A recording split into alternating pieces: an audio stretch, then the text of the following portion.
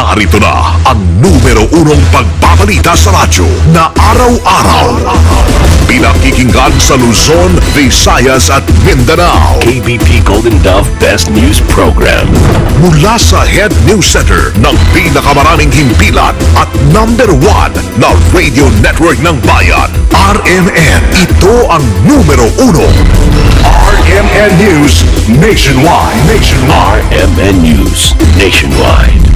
Kasama ang maasahang broadcaster, Buddy Oberas, at ang KBP Golden Dove Best Newscaster, Weng de la Peña. RMN News Nationwide. RMN News Nationwide. Headlines. Ngayong tanghali sa RMN News Nationwide, ilang bahagi ng nawawalang eroplano ng Air Force natagpo na. All the rescue efforts are being undertaken not only from the Coast Guard but the Philippine Air Force has dispatched our Sikorsky rescue helicopter.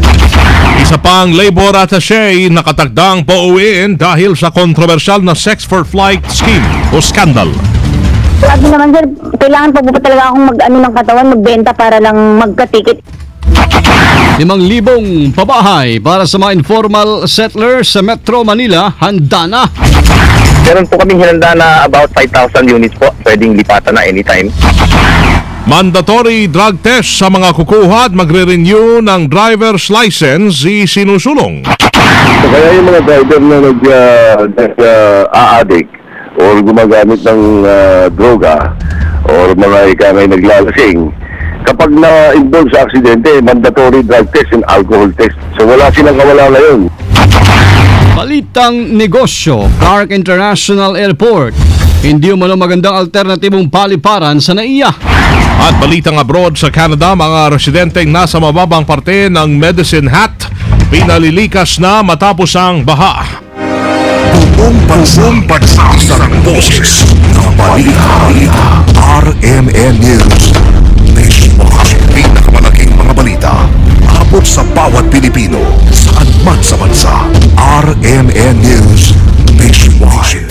I brush my teeth 3 times a day. Sa 365 days a year, more than 1,000 brushing yun. Naku, ninipis ang ngipin ko. Use extra soft and gentle Haloa toothbrush to protect your teeth. Haloa, it's now my toothbrush. Haloa Toothbrush brushes gently on your teeth. Buong pansang pagsasarang boses ng balita. RMN News Nationwide. Buhay Pilipinas, tanghali po ng Lunes, June 24, 2013. Ito ang numero 1 na RMN News Nationwide. Ako si Buddy Oberas. Ako naman si Weng de la Peña. Tayo po ay live na live sa DWNX 91.1 RMN Naga, DZRS 1179 RMN Sorsogon, DYKR 1161 RMN Kalibo at sa DXCC 828 RMN Cagayan de Oro. Live din tayo mga kasama international by www.rmnnews.com at WRMN New York, USA. At sa lahat po na ating mga number 1 AM station sa buong bayan. RMN. Mga kasama, natagpuan na po ang debris ng pinaniniwalaang mula sa bumagsak na OB-10 Bronco Light Bomber aircraft sa bahagi ng Palawan kagabi. Alas 7:10 kanina umaga na matagpuan ang unahang bahagi ng eroplano 1 nautical mile malapit sa pinagbagsakan nito sa runway ng Puerto Princesa City Airport. Hindi naman nakita sa lugar ang pilot at co-pilot ng eroplano. Una nang inihayag sa interview ng RMN kay Air Force spokesman Colonel Miguel Ocol na nagsasagawa ng night flying proficiency kagabi ang dalawang eroplano ng Philippine Navy na hindi na lumapag ang OB-10 aircraft. Nawalaan niya ang OB-10 aircraft sa layong 3 hanggang 4 na nautical miles mula sa Puerto Princesa Airport, Palawan. Sinabi ni Ocol na sa ngayon po ay kanilang prioridad ang kalagayan ng 2 piloto na hindi muna pinangalanan. Katuwang ng Air Force sa paghanap ng mga sakay ang Philippine Coast Guard, Philippine Navy at ilang ahensya pa rin ng gobyerno.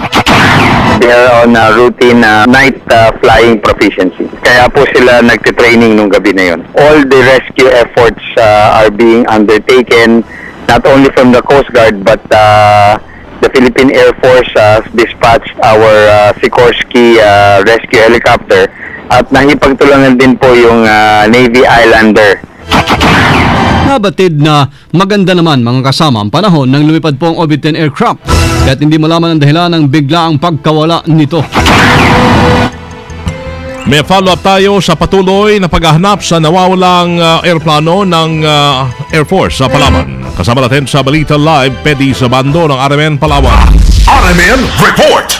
Dinadala na nga patungo dito sa Western Command ang pintuan na bahagi ng aeroplano na nakita kanina nga umaga ng grupo ng Philippine Coast Guard, Philippine Navy at ilang pang nagsasagawa ng search and rescue operation sa silangang bahagi ng karagatan nitong lungsod ng Puerto Princesa. Samantala bagamat hawak na ng RMN Palawan ang pangalan ng dalawang piloto, ay minabuting irespeto ang kagustuhan ng Western Command na huwag munang banggitin ito sa impapawid. Ayon sa interview ng Radyo Mo Nationwide kay Commodore Enrico Efren Evangelista, pinuno ng Philippine Coast Guard Palawan, nakita ang dibre ng aeroplano kaninang umaga sa layong 8 nautical miles mula sa airport ng Puerto Princesa. Samantala sa interview naman ng RMN Palawan kay Lieutenant General Rospicio Guerrero, pinuno ng Western Command, umaasa pa rin silang matatagpo ang buhay ang dalawang piloto lalo pat pintuan ng aeroplano ang natagpuan ng mga otoridad kanina. Sa ngayon ay nagpapatuloy pa ang ginagawang search and rescue operation ng mga otoridad sa karagatang bahagi nitong lungsod ng Puerto Princesa. Kasama mo sa RMN Palawan, Pedi Sabando, Tatak, RMN. Sumo Nationwide. Tatlong barko mga kasama ng Coast Guard yung pong tumutulong naman sa search and rescue operation sa dalawang sakay pa rin aeroplano na yan ng Air Force na bumagsak ho sa Palawan. Sama natin sa Balita Live si Angel Ronquillo. RMN Report! Tatlong barko ng Philippine Coast Guard ang tumutulong sa paghahanap sa mga sakay na aeroplano ng Philippine Air Force sa pinaniniwalang bumagsak sa Palawan kagabi. Ayon kay Lieutenant Commander Armand Balilo, ang tagapagsalita ng Philippine Coast Guard, tatlong barko na nila ang nasa karagatang sakop ng Palawan para tumulong sa search and rescue operations. Kabilang na nga dito ang search and rescue vessel 3503, AS-71 at PG-383. Sinabi pa ni Balilo na nagpalabas na rin sila ng notice to mariners upang maipagbigay alam agad sa kanila kapag may natagpuang pasahero o debris mula sa bumagsak na aeroplano. Nabatid naman mula sa Philippine Air Force sa dalawang lula ng OV-10 bomber pero tumanggi muna ang mga ito na tukuyin ng kanilang pagkakakilanlan. Kanina umaga, nang una nang matagpuan ang unang bahagi ng aeroplano, 1 nautical mile ang layo mula sa lugar na kung saan ito na ulat na nawawala na malapit sa runway ng Puerto Princesa Airport. Kasama mo sa lungsod ng Maynila, Angel Ronquillo, Tatak, RMN. Radyo Mo Nationwide. Isa pang labor attaché ang nakatagdang suspendihin at pauwiin ng Pilipinas mula Riyadh, Saudi Arabia kaugnay ng kontrobersyal na Sex for Flight scheme o yung pang-aabuso sa mga OFW sa Middle East. Ito ang kinumpirmahan ngayon ng investigating team ng Department of Labor and Employment. Ang Labor Probe Team Head Attorney Lea Fortuna, naalagdaan ngayong araw ang recall order laban kay Assistant Labor Attaché to Riyadh Antonio Villafuerte. Ito ay ipapadala sa opisyal upang maabisuhan na agad umuwi ng Pilipinas para harapin ang reklamo laban sa kanya. Magugunitang sa eksklusibong interview ng RMN itong Sabado sa OFW na itinago sa pangalang Analisa ng Riyadh, Saudi Arabia. Inalok siya ni Villafuerte ng trabaho para magkaroon ng tiket pauwi ng bansa, ngunit hindi anya akalain na ibubugaw siya nito. Sinunong niya kung sino ang case officer ko. Di sinabi ko po yung pangalan ni Mr. Antonio Villafuerte. Sabi niya magpaalam daw ako dun sa kanya dahil wala daw ibang taong makakapagpapaig sa akin na lumabas dun sa bahay Kalinga, kundi yung case officer ko lang daw po. Tinanong ko po yung tumawag sa akin na ano po bang trabahong ibibigay niyo sa akin na kasi sabi nga nag-apura daw ba akong umuwi. Lumabas daw sa bahay Kalinga at pumunta sa Polo. Sabi ko, anong gagawin ko, sir? Simple lang naman daw, go to heaven. Sabi ko, sabi naman, sir, kailangan pa po talaga akong ng katawan, magbenta para lang magka-ticket. Maliban kay Villafuerte, pinauwi rin sa bansa mga labor officials na sila Philippine Labor Attaché to Jordan, Mario Antonio, Kuwait-based Welfare Officer Blas Marquez, upang isalang sa investigasyon kaugnay ng akusasyon ni Representative Walden Bello na sangkot ang ilang embassy officials at labor officials sa umano'y pambubugaw at pang-aabuso sa mga kababayang dumadanas ng problema doon. Samantala, 10 Pinay na biktima naman ng human trafficking ang naligtas sa sinagawang raid ng mga police at immigration authorities sa Bintullo, Sarawak, Malaysia. Kasunod rito mga kasama ng kaibigan ng Philippine Embassy sa Kuala Lumpur matapos po makatanggap ng report sa isang concerned citizen hinggil sa kalagayan na hindi na pinangalan ng Pinay nahuli sa operasyon ng operator ng karaoke bar ng isang Chinese Malaysian national. Pebrero 6 nang dumating sa Malaysia mga Pilipina matapos ma-recruit bilang service crew. ng Bailame Karaoke Bar sa Bintulo, Sarawak, ngunit bumagsak sa pagiging GRO. Nabatid din po na pinagtatrabaho ito ng sobra sa oras at hindi rin siniswelduhan ng tama. Naharap sa Section 13 ng Malaysian Anti-Trafficking in Persons and Anti-Smuggling Migrant Act of 2007 ang operasyon at may-ari ng bar. Sa ngayon ho'y nasa shelter ang mga nabiktimang Pinay habang kinukuhanan ng testimonya bago sila ma-repatriate pabalik ng Pilipinas.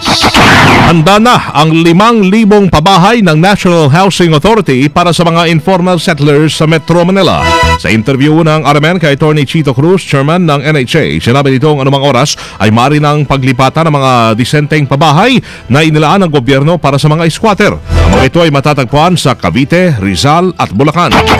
Meron po kaming hinanda na about 5,000 units po, pwedeng lipatan na anytime. Yung mga manggagaling pong Nabotas, Malabon, part ng Manila, Caloocan, meron po tayong Bukawi, Balagtas area, San Jose del Monte po. Yung sa Quezon City naman po, pwede Rodriguez, sa Pasig, sa Rizal pumupunta, sa Baras, sa Night. Yung Manila, Parañaque, Pasay, meron po tayo sa Trece Martires. Dito ay sisimulan na rin ng NHA, katuwang ang DOLE at DILG ang pagbibigay ng trabaho sa mga informal settlers. Ilan sa mga naging dahilan kahit bumabalik sa mga estero yung mga squatter ay ang kalayuan ng kanilang mga relocation site at ang kawalan ng trabaho. Kompletong tubig at ilaw at gagawa ko tayo ng kwelahan sa relokasyon natin, livelihood center. Ang amin ho talagang pinakamalaking challenge yung paghahanap ng trabaho para sa kanila. Una na ang ipinagutos naman ng gobyerno ang madali ang paglilipat sa mga squatter upang maiwasan ang patuloy na pagbaha sa Metro Manila.